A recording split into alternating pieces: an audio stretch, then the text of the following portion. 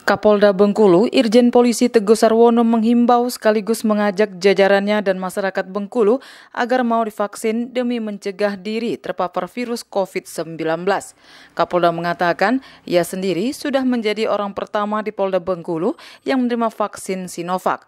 Dan setelah divaksin, ia memastikan tidak mengalami efek atau gejala yang mengkhawatirkan. Ajakan tersebut sendiri disampaikan Kapolda Bengkulu usai meninjau langsung vaksinasi COVID-19 bagi anggota Polri tenaga kesehatan di lingkungan bidang Dokes dan Rumah Sakit Bayangkara Polda Bengkulu, Senin 18 Januari 2021. Bidokes Polda Bengkulu sendiri menerima drop vaksin COVID-19 dari Dinas Kesehatan Provinsi Bengkulu sebanyak 56 vial bagi tenaga kesehatan di Bidokes dan 336 vial bagi tenaga kesehatan di Rumah Sakit Bayangkara. Dikatakan Kapolda, meski telah divaksin, adaptasi kebiasaan baru seperti menerapkan protokol kesehatan, menggunakan masker, menjaga jarak, dan mencuci tangan, hingga menggunakan sabun serta menjaga kebersihan tetap harus dilanjutkan. Tenaga kesehatan adalah merupakan sasaran utama untuk COVID vaksin ya, suntik vaksin. Hari ini kita tadi saksikan bersama Bidokes telah melakukan suntik vaksin terhadap 56 tenaga kesehatan Bidokes. Kenapa 56? Ya karena memang kita dapat jatahnya 56 untuk Bidokes. Kalau Rumkit dapat 336. Jadi cukup banyak untuk tenaga kesehatan di rumah sakit. Berpesan kepada masyarakat, terhadap anggota saya juga, janganlah ragu dengan suntik vaksin ini. Saya sendiri sudah divaksin hari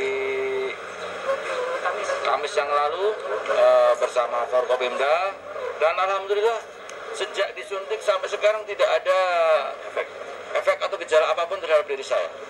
Pantauan RRI, sejumlah anggota Polri yang akan divaksin terlebih dahulu menjalani proses screening untuk memastikan mereka dapat divaksin atau belum. Kondisi umum yang diperiksa diantaranya suhu badan dan tekanan darah.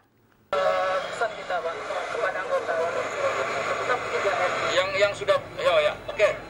Jadi meskipun sudah divaksin, bukan berarti kita juga tidak protokol kesehatan. Kita meskipun secara fisik mungkin sudah imun meningkat, dan nanti yang kedua baru benar-benar yang sudah imun betul. Ini kan sudah proses ini. Oleh sebab itu saya tetap berpesan, meskipun sudah disuntik vaksin, tetap dia melakukan disiplin protokol kesehatan. Sementara itu, Kepala Bidang Dokes Kombes Pol Diah Yamini menjelaskan, untuk tahap pertama ini memang tenaga kesehatan menjadi prioritas penerima vaksin. Setelah itu akan dilanjutkan bagi anggota Polri lainnya yang direncanakan pada April mendatang. Ia mengatakan vaksinasi perdana bagi tenaga kesehatan di Bidokes Polda Bengkulu dan Rumah Sakit Bayangkara Bengkulu sejumlah 196 orang terdiri dari nakes 4 klinik Bayangkara Medika yang berada di Bengkulu dan Polres-Polres jajaran. Dia menjelaskan, sebelum menjadi penerima vaksin, seseorang harus terdaftar terlebih dahulu, dan nantinya yang bersangkutan akan menerima pesan singkat tentang kapan dan di mana ia harus menerima vaksin tersebut.